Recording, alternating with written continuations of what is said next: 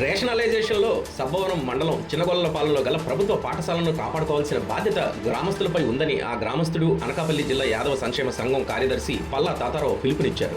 Sabbavaram major గ్రామ panchayat ward మాజీ సభ్యులుగా పనిచేసిన తాతారావు స్థానిక మండల విద్యాశాఖ అధికారులు లక్ష్మణరావు, జేఎం రవీంద్రబాబులు గురువారం వెంటరాగా చిన్నగొల్లపాలెం గ్రామంలో సాగునీటి చెరువు గర్భంలో ఉపాధి హామీ పథకం పనులు చేస్తున్న విద్యార్థుల తల్లిదండ్రులను కలిసి ప్రైవేట్ పాఠశాలలో మోజులో పడి అర్హత గల ఉపాధ్యాయులు ఉన్న ప్రభుత్వ పాఠశాలను నిర్లక్ష్యం చేస్తూ 10 మంది విద్యార్థుల కంటే తక్కువ ఉన్న పాఠశాలను మూసివేయాలని ప్రభుత్వ నిబంధనల ప్రకారం మన గ్రామ భవిష్యత్తు ఎంతో నష్టపోతున్నారని పల్లా పేర్కొన్నారు. అనంతరం సబ్బవరం మండల విద్యాశాఖ అధికారులు లక్ష్మణరావు, రవీంద్రబాబులు మాట్లాడుతూ రాష్ట్ర విద్యాశాఖ మంత్రి నారా లోకేష్ సారథ్యంలో విద్యకు పెద్దపీట వేస్తున్నారని, మీ పిల్లలకు నాణ్యమైన విద్యతో పాటు విజ్ఞానం ప్రభుత్వ పాఠశాలలోనే లభిస్తుందని ఉపాధి హామీ పథకం పనులు చేస్తున్న తల్లిదండ్రులకు తెలియజెప్పారు. దీంతో స్పందించిన చిన్నగొల్లపాలెం గ్రామస్తులు ప్రభుత్వ పాఠశాలను కాపాడుకుంటామని హామీ ఇచ్చారు.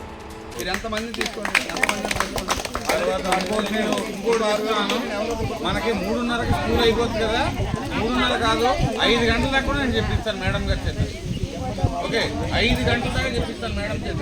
3:30కి అసలు టైం ఎక్స్ట్రా గంటన్నర చెప్పిస్తాను మేడం చేత. ఇంకోటి సార్ చెప్పారు కదా, ఒకసారి వినండి. వాలంటీర్ 5 గంటల ఇస్తాను. ఒకవేళ మనకి 3:30కి స్కూల్ అయిపోతుంది కదా, పిల్లలు వచ్చి ఇంటి దగ్గర ఆడుకోవడానికి వెళ్ళిపోతారు, మన చదవాలని ఆలోచన ఉంటే ఇంకొక గంట ట్యూషన్ కూడా చెప్పించే బాధ్యత మేము తీసుకుంటాం. మేడం గారు తీసుకుంటాం. హాలిడేస్ వచ్చినా కూడా నేను ఎవరినొకరిని ట్యూషన్ కూడా పెట్టి, నాకు ఏదైనా ఇబ్బందులు వచ్చినా కూడా నేను నాకు సెలవులు కావాలన్నా కూడా ఎవరినొకరిని నేను పెట్టే నేను మీ పిల్లల భరోసా నాది. అంతకంటే మరి ఎవరు చేయరు. మరి బడిని కాపాడుకోవాలో లక్ష్మకి చెప్తా. నేను 3 సంవత్సరాల నుంచి ఎదుగుతూనే ఉంటాను. అక్కడ అసలు మనిషి గారి సంగతి తెలుసు. అయినా మాది ఒక పాపే, మాది ఒక పాప. నేను ఎప్పుడు ఒకటే మాట చెప్తాను, ఎత్తు ఎవరో ఒకరు మాట్లాడండి అమ్మా, ఎవరో ఒకరు మాట్లాడండి. ఈరోజు ఎలా ఇప్పుడులాగా ఉండదు, రానున్న రోజుల్లో అసలు చదివించుకునే పరిస్థితి ఉన్న వాళ్ళందరూ మళ్ళీ బయటకు వెళ్ళాలంటే కష్టం అవుతుంది. మా గ్రామం నుంచి ఖచ్చితంగా మాకు స్కూల్ ఉండాలి అని చెప్పేసి మనం రిక్వెస్ట్ చేయడం జరిగింది. అందుకనే మీరందరూ కొంచెం సహకరించి చిన్నపిల్లలు ఎవరైతే ఉన్నారో వాళ్ళని మన స్కూల్లో జాయిన్ చేస్తే మన స్కూల్ నిలబడుతుందని చెప్పడం కోసం తాళాలని మీ అందరూ భరోసా ఇస్తారని మీ దగ్గరికి తీసుకురావడం జరిగింది. అంటే అక్కడికి వచ్చి వాళ్ళు చూసి వెళ్ళిపోతారు.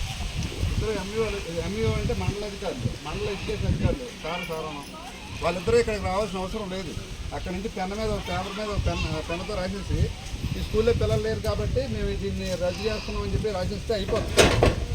కాకపోతే వాళ్ళు ఎప్పటి నుంచో ఉందండి స్కూల్ అని మనం రిక్వెస్ట్ చేయడం వల్ల ఈరోజు మీ అందరి దగ్గరికి రావడం జరిగింది. యాక్చువల్గా ఇంటింటికి తిరగాలని వచ్చారు, కానీ అందరం ఇక్కడే ఉండడం వల్ల వాళ్ళకి ఇక్కడ తీసుకురావడం జరిగింది.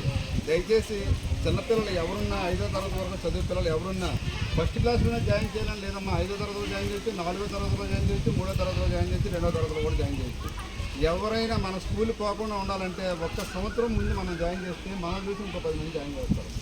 మీకు ఈ సంవత్సరం మీరు రిజల్ట్ చూసే ఉంటారు. ప్రైవేట్ స్కూల్ అన్నిటికంటే గవర్నమెంట్ స్కూల్ రిజల్ట్లే బాగున్నాయి. ఇంకొక విషయం ఏంటంటే ఉద్యోగ అవకాశాలు కూడా ఎక్కువ వాళ్ళకే ఉంటాయి. ఇదే కాదు, పెద్ద చదువులు చదవాలనుకుంటే గవర్నమెంట్ కాలేజీల్లో మనకు సీట్లు రావు చాలామందికి. ఆ సీట్లు రావాలంటే మనం ప్రైవేట్ కాలేజీల్లో చదివితే రావు.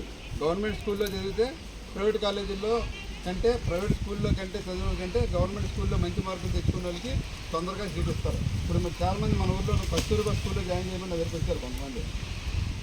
మన ఊళ్ళో స్కూల్లో చదివే పిల్లలకి ఖచ్చితంగా సీట్ వస్తుంది, ప్రైవేట్ స్కూల్లో చదివే పిల్లలకి రావట్లేదు. ఎందుకు రావట్లేదు? ఎగ్జాంపుల్గా మన ఎవరో నిర్మలాల పాపకి మొన్న వచ్చింది సీటు, వచ్చిందా? టాక్రాపల్లి కూడా వాళ్ళిద్దరు మనవరాళ్ళకి వచ్చింది. మన పరిదేశ్ వాళ్ళు ఎవరో వాళ్ళ మనవరాళ్ళకి వచ్చింది. అలాగా చెప్పుకుంటూ పోతే మన గ్రామంలోనే దగ్గర 5-6 కస్తూరిలో చదివిన ఉన్నారు ఏమా. అందుకని దయచేసి ఈ అవకాశాన్ని సారాలు చెప్తారు మీకు కొన్ని విషయాలు. ఈ అవకాశాన్ని మనం సద్వినియోగం చేసుకొని మన ఊరి నుంచి మాత్రం ఎట్టి పరిస్థితుల్లో స్కూల్ పోకుండా కాపాడుకునే బాధ్యత మనందరి మీద ఉంది, ముఖ్యంగా మహిళా తల్లుల మీద ఉంది.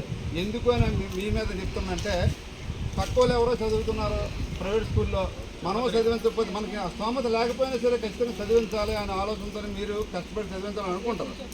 కానీ అంత అవసరం లేదు ఇప్పుడు. ఎందుకంటే గవర్నమెంట్ స్కూల్లో అన్ని స్పెషాలిటీస్ వచ్చాయి. పుస్తకాలు కొనక్కర్లేదు, తినడానికి తిండి వాళ్ళే పెడుతున్నారు. మనకి ఏం కావాలో ఇస్తున్నారు, బట్టలు ఆలేస్తున్నారు, షూ ఆలేస్తున్నారు, బ్యాగ్ ఆలేస్తున్నారు. మనకు రూపాయి ఖర్చు లేకుండా చదువు అవుద్ది. ఇంకోటి ఏంటంటే ప్రైవేట్ స్కూల్లో చెప్పేవాళ్ళు డిగ్రీ ఇంటర్ పాస్ అయిన వాళ్ళు, డిగ్రీ ఫెయిల్ అయిన వాళ్ళు చెప్తారు. మీకు తెలుసో తెలీదో LKG, UKG, first standard, 5th class వరకు వాళ్ళే చెప్తారు. ఎందుకు 4,000, 5,000, 6,000 శాలరీ పని చేస్తారు కాబట్టి. మీకు పీజీలు చేసిన వాళ్ళు ఎవరు ప్రైవేట్ స్కూల్లో చెప్పరు. కానీ మన గవర్నమెంట్ స్కూల్లో ప్రతి ఒక్కరూ బీఈడీ చేసి ఇక్కడ ఒక ట్రైనింగ్ అయ్యి వచ్చిన టీచర్స్ అందరం ఖచ్చితంగా ఇక్కడ మనం చదివించుకుంటే మన పిల్లల భవిష్యత్తు బాగుంటుంది. దయచేసి మన ఇద్దరు ఇప్పుడు శ్రీనాథ్ పిల్లలిద్దరూ ఇక్కడే చదివారు. చూసారు లేదా మీరు ఎంత చక్కగా ఫ్లూయెంట్గా ఇంగ్లీష్ మాట్లాడుతున్నారు. మనం ఎక్కడికి రూపాయి ఖర్చు పెట్టక్కర్లా. వాళ్ళ అమ్మ ఎక్కడ ఉన్నట్టుంది అది ఉన్నారు ఊళ్ళోని జనం లేరు కదా, ఊళ్ళోని చెరువు పని దగ్గరికి వెళ్ళిపోయాం.